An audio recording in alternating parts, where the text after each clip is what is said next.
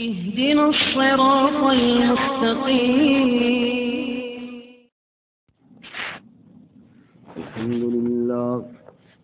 الحمد لله وكفى والصلاة والسلام على خاتم الرسل وسيد الأنبياء وعلى آله وأصحابه الأتقياء. أما بعد فأعوذ بالله من الشيطان الرجيم. بسم الله الرحمن الرحيم. فلا أقسم بمواقع النجوم وإنه لقسم لو تعلمون عظيم. إنه لقرآن كريم في كتاب مكنون لا يمسه إلا المطهرون. تنزيل من رب العالمين. أفبهذا الحديث أنتم مدهنون وتجعلون رزقكم أنكم تكذبون. فلولا إذا بلغت الحلقوم وأنتم حينئذ تنظرون ونحن أقرب إليه منكم ولكن لا تبصرون. فلولا إن كنتم غير مدينين ترجعونها إن كنتم صادقين. فلا أقسم بمواقع النجوم، پس میں قسم کھاتا ہوں ستاروں کے ڈوبنے کی. وَإِنَّهُ لَقَسَمٌ لَوْ تَعْلَمُونَ عَظِيمٌ، اور بے شک وہ قسم ہے اگر تم جانو تو بڑی. إِنَّهُ لَقُرْآنٌ كَرِيمٌ، بے شک وہ قرآن ہے بڑی عزت والا. فی کتاب مکنون، محفوظ کتاب میں.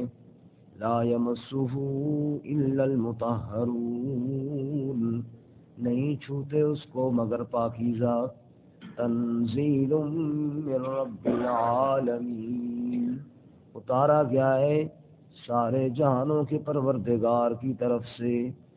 افبہذا الحدیث انتم مدہنون، کیا پس اس بات کے ساتھ، اس کلام کے ساتھ تم بے پرواہی کرنے والے ہو. وَتَجْعَلُونَ رِزْقَكُمْ أَنَّكُمْ تُكَذِّبُونَ، اور تم نے یہی اپنا رزق بنا رکھا ہے کہ تم نے جھٹلانا ہے. فَلَوْلَا إِذَا بَلَغَتِ الْحُلْقُومَ، پس جب تمہارے روح حلق کو پہنچ جائیں گے. وَأَنْتُمْ حِينَئِذٍ تَنْظُرُونَ، اور تم اس وقت دیکھتے ہوگے. وَنَحْنُ أَقْرَبُ إِلَيْهِ مِنْكُمْ، اور ہم بہت قریب ہوں گے اس مرنے والے کے تمہاری بنسبت. وَلَكِنْ لَا تُبْصِرُونَ، اور لیکن تم دیکھتے نہیں ہو. فَلَوْلَا إِن كُنْتُمْ غَيْرَ مَدِينِينَ، پس اگر تم کسی کے ماتحت نہیں ہو تو ترجعونہا، لوٹا لو نا اس کو. ان کنتم صادقین، اگر تم سچے ہو تو. سبحان ربک رب العزت عما یصفون، سلام علی المرسلین والحمد للہ رب العالمین. اللهم صل على محمد وعلى آل محمد كما صليت على إبراهيم وعلى آل إبراهيم إنك حميد مجيد. اللهم بارك على محمد وعلى آل محمد كما باركت على إبراهيم وعلى آل إبراهيم إنك حميد مجيد. معزز سامعین، سورۃ الواقعہ کا آخری رکوع آیت نمبر 75 سے لے کر آیت نمبر 87 تک آپ کے سامنے تلاوت کی ہے. اللہ رب العزت ان کے مطابق صحیح بیان کی توفیق عطا فرمائے اور ہمیں قرآن و سنت پر عمل کرنے کی توفیق عطا فرمائے. اس سے قبل آپ حضرات نے سنا سورۃ الواقعہ کی ابتدا میں 3 جماعتوں کا تذکرہ ہوا جنہوں نے قیامت والے دن قائم ہو جانا ہے، ایک مقربین کی، ایک اصحاب الیمین کی، اصحاب الشمال کی۔ اس کے بعد اللہ تعالیٰ نے اپنی وحدانیت پر 4 عقلی دلیلیں ارشاد فرمائی۔ نطفے سے انسان کو اللہ بناتا ہے، وہ دوبارہ بھی پیدا کر سکتا ہے۔ زمین سے فصلیں اور کھیتی باڑی اللہ تعالیٰ کو اگاتے ہیں۔ پانی پینے والا میٹھا اللہ تعالیٰ نے اتارا ہے۔ آگ کو اللہ تعالیٰ نے پیدا کیا ہے۔ اب یہ موت کے بعد کے حالات، قیامت کا تذکرہ ہو یا اللہ کی وحدانیت کی دلائل ہوں، یہ سب دلائل قرآن نے بیان کیے۔ آج کے سبق میں قرآن کی صداقت کا بیان ہے۔ فرماتے ہیں فلا اقسم بمواقع النجوم۔ اب یہاں پہ اللہ تعالیٰ نے ایک تشبیہ دی ہے قرآنی آیات کو ستاروں کے ساتھ۔ اس طرح ستارے چمکتے ہیں، دمکتے ہیں اور پھر غروب ہو جاتے ہیں، ایسے جبرائیل بھی قرآن کی چمکتی دمکتی آیت لے کر آتے ہیں اور اللہ کے نبی کو سنا کر واپس چلے جاتے ہیں۔ جیسے ستارے کی چمک میں کسی کو اعتراض نہیں، اور اگر کوئی اعتراض کرے گا اور اس پہ جناب ستارے کی چمک کا مذاق اڑائے گا تو ستارے کی چمک میں کوئی کمی نہیں آتی۔ اسی طرح قرآن کریم کی سچائی اور صداقت میں بھی کوئی کمی نہیں آتی، کوئی مانے یا نہ مانے۔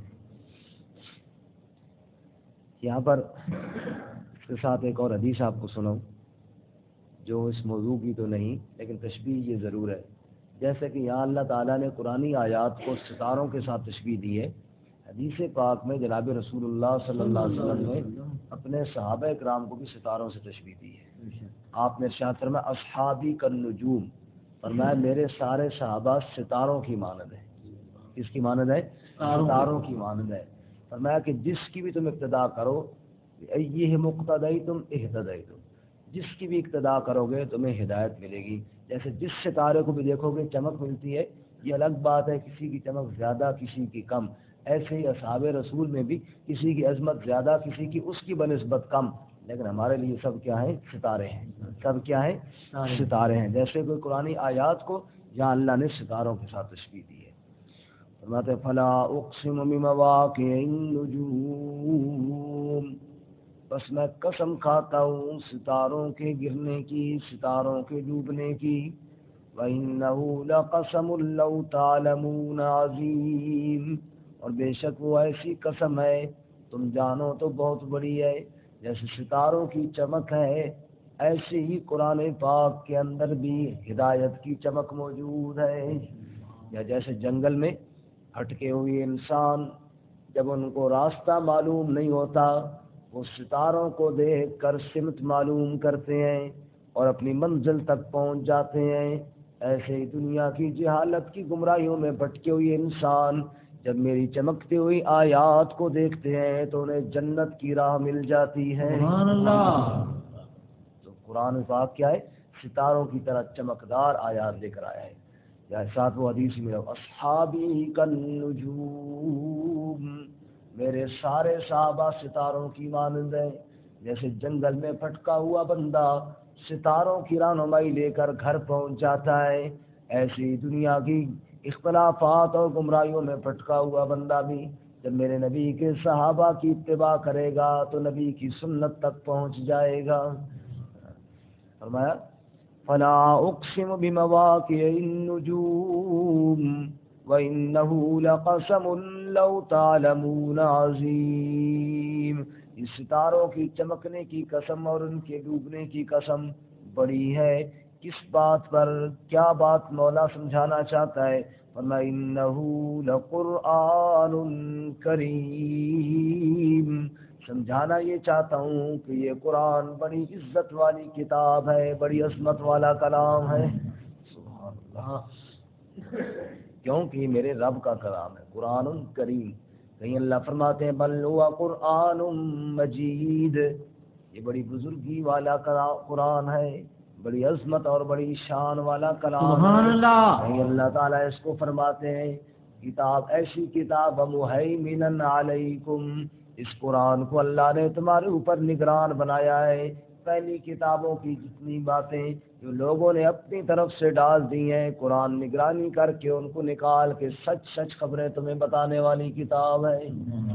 کہیں اللہ تعالیٰ فرماتے ہیں حکمت بڑا کلام ہے، کہیں عزیز فرمایا غالب کلام ہے، جیسے رب غالب ہے ایسی اس کا کلام بھی سارے کلاموں پر غالب ہے۔ فی کتاب مکنون، یہ اس محفوظ کتاب میں، چھپی ہوئی کتاب میں جو لوح محفوظ میں ہے۔ صابر صاحب کہاں پہ ہے؟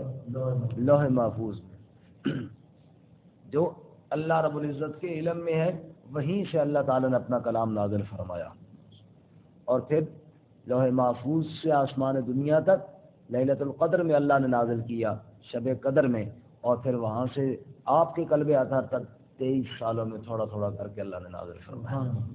کفار کہا کرتے تھے نا کہ لولا نزل هذا القرآن جملۃ واحدہ، یہ قرآن سارا اکٹھا کیوں نہیں نازل کر دیتے، ایک بار کیوں نہیں اتر جاتا؟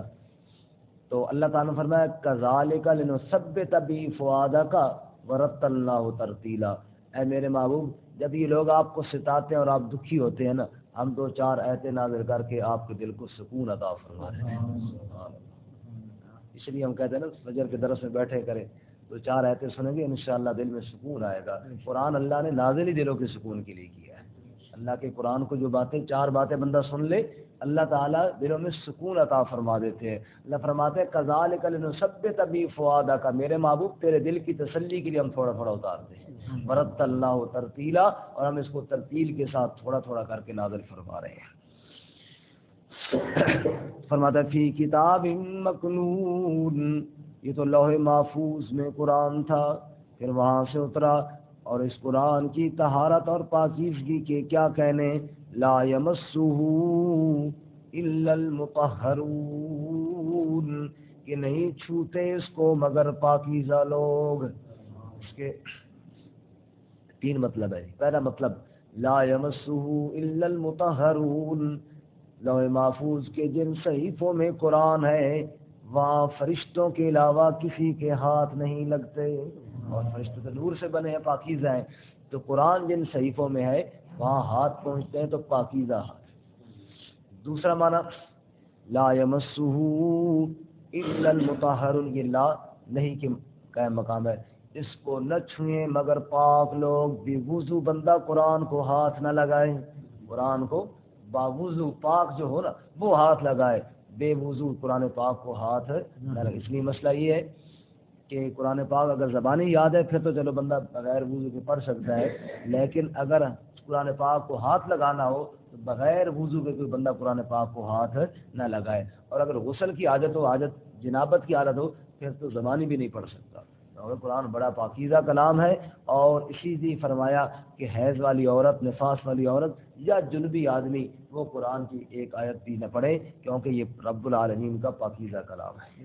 تیسرا مطلب اس کا یہ ہے لا یمسہ الا المطہرون، مس کا معنی ہوتا ہے فائدہ حاصل کرنا، کسی کو بندہ چھوتا ہے تو اس کا فائدہ حاصل ہوتا ہے، ہیٹر کے پاس ہاتھ رکھیں گے تو مس ہو جائے گا نا، تو آپ گرم ہو جائیں گے نا، تو لا یمسہ الا المطہرون، قرآن سے فائدہ کس کو ہوگا؟ جو دل کا پاک ہوگا۔ بے ایمان منافق آدمی اس کو قرآن سے کوئی فائدہ نہیں ہوگا، اس لیے فرمایا جب قرآن پاک کے قریب بندہ آئے دل کو پاک اور صاف کر کے آئے۔ یہی وجہ ہے قرآن پاک کی شروع کرنے سے پہلے کیا پڑھا جاتا ہے؟ اعوذ باللہ من الشیطان الرجیم، شیطان مردود تاکہ دور ہو جائے، دل میرا پاک ہو جائے، اور اس پاک قرآن کے پاک دل کے اندر پھر اللہ کے قرآن کی بہاریں آ جائیں۔ سبحان اللہ۔ یہی وجہ ہے کہ منافقین جو آتے تھے وہ آ کر قرآن سنتے بھی تو تھے لیکن ان کو فائدہ کوئی حاصل نہیں ہوتا تھا۔ اس فرماتے ہیں تنزیل من رب العالمین، یہ اتارا گیا ہے رب العالمین کی طرف سے۔ کون اتارنے والا؟ رب العالمین۔ اور دوسرے کا اللہ فرماتے ہیں 19 پارے میں انہ لتنزیل رب العالمین نزل به الروح الامین علی قلبک لتکون من المنذرین، فرمایا اتارنے والا رب العالمین، لے کے آنے والا جبرائیل امین، جس کے قلب اطہر پہ نازل کیا وہ رسول امین صلی اللہ علیہ وسلم۔ فرمایا فبہذا الحدیث انتم مدہنون، اتنی شان والا کلام، اتنی عظمتوں والا کلام، کیا اس کلام کے ساتھ تم بے پرواہی کرنے والے ہو؟ مدہن سرسری طور پہ، اس کو عام کتابوں کی طرح کوئی سرسری کتاب سمجھتے ہو کہ پڑھ لیا تو بھی ٹھیک ہے اور چھوڑ دیا تو بھی ٹھیک ہے، سن لیا تو بھی ٹھیک ہے، نظر انداز کر دیا تو بھی ٹھیک ہے، نعوذ باللہ، ورنہ اس کو تم سرسری نگاہوں سے دیکھتے ہو۔ وَتَجْعَلُونَ رِزْقَكُمْ، اور تم نے اپنا رزق یعنی اپنا حصہ یہ مقرر کر رکھا ہے کہ انکم تکذبون، کہ بے شک تم جھٹلاتے ہو، تم نے قرآن کو جھٹلانا ہی اپنا مقدر بنا رکھا ہے، کتنے بد نصیب ہو تم۔ فلولا اذا بلغت الحلقوم، اے قرآن کو جھٹلانے والو، وہ دن بھی عنقریب آنے والا ہے جب تمہارے روح حلق کو پہنچ جائیں گے، پاؤں سے کھینچتے کھینچتے فرشتے میرے وہ حلق تک تمہارا روح آ جائے گا۔ وَأَنْتُمْ حِينَئِذٍ تَنْظُرُونَ، اور اس وقت تم دیکھ رہے ہوگے، مرنے والا بھی آنکھیں پھاڑ پھاڑ کے دیکھ رہا ہوگا، سکرات الموت اس پر بھی طاری ہوں گے، نگاہیں گھوم رہی ہوں گی اس کی بھی۔ اللہ تعالیٰ کیا فرماتا ہے قرآن پاک میں دوسرے مقام پہ؟ فرمایا وَجَاءَتْ سکرۃ الموت بالحق ذالک ما کنت منہ تحید، فرمایا جب موت کی سختیاں آئیں گی، جب موت کی تلخیاں آئیں گی، جب موت کے سکرات آئیں گے، یہ وہ دن ہے جس سے تو بھاگا کرتا تھا، جس سے بچنے کے لیے لاکھ جتن تو نے کیے تھے، اب آ گیا نا موت کے گھیرے کے اندر، اب آ گیا نا موت کے شکنجے کے اندر۔ اللہ فرماتے ہیں مرنے والا بھی آنکھیں پھاڑ پھاڑ کے دیکھ رہا ہے، کوئی آئے جو مجھے بچائے، پاس بیٹھے ہوئے بھی بھاگ رہے ہیں، کسی طریقے سے سانس چل پڑے۔ اللہ فرماتے ہیں بھاگنے والے بھاگ رہے ہیں سانس چلانے کے لیے، وَنَحْنُ أَقْرَبُ إِلَيْهِ مِنْكُمْ وَلَكِنْ لَا تُبْصِرُونَ، اور ہم زیادہ قریب ہوتے ہیں اس مرنے والے کی لیکن تم دیکھتے نہیں ہو۔ ہاں وہ پہچان کروا رہے ہوتے ہیں، مجھے پہچانا ہے، میں چچا بول رہا ہوں، میں ماموں بول رہا ہوں، میں تیرا فلاں کزن بول رہا ہوں، میں تیرا بیٹا بول رہا ہوں، میں تیرا والد بول رہا ہوں، وہ کیا پہچانے؟ وہ تو کوئی اور نگاہوں میں کوئی اور دیکھ رہا ہے۔ وَنَحْنُ أَقْرَبُ إِلَيْهِ مِنْكُمْ وَلَكِنْ لَا تُبْصِرُونَ، رب فرماتے ہیں تم دیکھتے نہیں ہو، ہم زیادہ قریب ہوتے ہیں۔ اچھا فَلَوْلَا إِن كُنْتُمْ غَيْرَ مَدِينِينَ، اے دنیا والو میرے کلام سے دور بھاگتے ہو، میرے قرآن سے دور بھاگتے ہو، اگر تم میرے پابند نہیں، اگر تم میرے حکم کے پیچھے جکڑے ہوئے نہیں، تو پھر میرا ایک چیلنج تو قبول کرو، ترجعونہا، اس جاتی روح کو واپس تو لوٹا کر دکھاؤ۔ اگر تم اپنی مرضی والے ہو، ترجعونہا، چیلنج ہے تمہیں، لوٹا کر کے تو دکھاؤ نا۔ باپ آنسو بہا رہا ہے، ماں آنسو بہا رہی ہے، دوست بیٹھے رو رہے ہیں، سارا کنبہ قبیلہ آنسو بہا رہا ہے، ساری دنیا تو رو رو کے آنکھوں سے آنسو بہا کے نڈھال ہو سکتی ہے، لیکن جاتی ہوئی روح کو واپس لوٹانے کی طاقت کسی کے اندر نہیں ہے۔ یہاں تو سیدہ زینب میرے نبی کے پاس پیغام بھیجتی ہے، جلدی تشریف لائیے میرے بچے کی روح نکل رہی ہے۔ اللہ کے نبی فرماتے ہیں جا کے میری بیٹی سے کہہ دیجئے میرے آنے کی ضرورت نہیں، ان للہ ما اخذ وله ما آتا وكل شيء عنده باجل مسمى، دینے والا جب روح ڈالتا ہے تو بھی اپنی مرضی سے ڈالتا ہے، اور جب وہ نکالنے پہ آتا ہے تو بھی اپنی مرضی سے روح نکال کر واپس چلا جاتا ہے، اس کے امر کو کوئی روکنے والا نہیں ہے۔ نبی پاک صلی اللہ علیہ وسلم کے اپنے ہاتھوں کے اندر آپ کا لخت جگر ابراہیم موجود ہے، اس کی روح اکھڑ رہی ہے۔ اللہ کے نبی صلی اللہ علیہ وسلم کی آنکھوں میں آنسو آ گئے اور یوں ارشاد فرمانے لگے ان القلب يحزن وان العين تدمع وانا بفراقك یا ابراہیم لمحزونون، دل بڑا غمگین ہے، آنکھوں میں بڑے آنسو ہیں، ابراہیم تیری جدائی کی وجہ سے تیرا بابا محمد بڑا دکھی اور بڑا پریشان ہے، لیکن بات زبان سے وہی نکالیں گے جو رب کو پسند ہوگی، انا للہ و انا الیہ راجعون، روح ڈالنے والا بھی اللہ اور نکالنے والا بھی اللہ۔ اللہ فرماتے اگر تم اپنے آپ کو آزاد سمجھتے ہو تو مانو میرا چیلنج، ترجعونہا، جاتے روح کو ذرا واپس تو لوٹا کر دکھاؤ نا، ان کنتم صادقین، اگر تم اس دعوے میں سچے ہو تو کوئی واپس نہیں لوٹا سکتا۔ جب کوئی نہیں لوٹا سکتا، اللہ فرماتے ہیں جیسے میرے اس امر کو نا، موت والے امر کو کوئی ٹال نہیں سکتا، یہ قرآن والے میرے حکم ہیں، ان پہ ابھی آزادی تمہیں دی ہے، اختیار دیا ہے، اب اپنی مرضی سے عمل کرو تاکہ جب میرا وہ موت والا امر آئے تو میرے ہاں سرخرو ہو جاؤ، ورنہ اس امر کو تو کوئی نہیں ٹال سکے گا، پھر پکڑے ہوئے میرے پاس آ جاؤ گے۔ اللہ تعالیٰ میں موت سے پہلے قرآن پہ عمل کی توفیق عطا فرمائے۔ دوبارہ سنیں، فرمایا فلا اقسم بمواقع النجوم، بس میں قسم کھاتا ہوں ستاروں کے ڈوبنے کی، وَإِنَّهُ لَقَسَمٌ لَوْ تَعْلَمُونَ عَظِيمٌ، اور بے شک وہ قسم ہے اگر تم جانو تو بہت بڑی، إِنَّهُ لَقُرْآنٌ كَرِيمٌ، بے شک وہ قرآن ہے عزت والا، فی کتاب مکنون، محفوظ کتاب میں، لا یمسہ الا المطہرون، نہیں چھوتے اس کو مگر پاکیزہ، تنزیل من رب العالمین، یہ اتارا گیا رب العالمین کی طرف سے، افبہذا الحدیث انتم مدہنون، کیا پس اس بات کے ساتھ تم بے پرواہی کرتے ہو، وتجعلون رزقکم، اور تم نے اپنا حصہ بنا لیا ہے کہ انکم تکذبون، کہ بے شک تم جھٹلاتے ہو، فلولا اذا بلغت الحلقوم، بس جب روح تمہاری حلق کو پہنچ جائے گی، وانتم حینئذ تنظرون، اور تم اس وقت دیکھتے ہوں گے، ونحن اقرب الیہ منکم، اور ہم زیادہ قریب ہوں گے اس مرنے والے کی تم سے، ولکن لا تبصرون، اور لیکن تم دیکھتے نہیں ہو، فلولا ان کنتم غیر مدینین، بس اگر تم کسی کے ماتحت نہیں ہو تو ترجعونہا، لوٹا لو نا اس کو، ان کنتم صادقین، اگر تم سچے ہو تو۔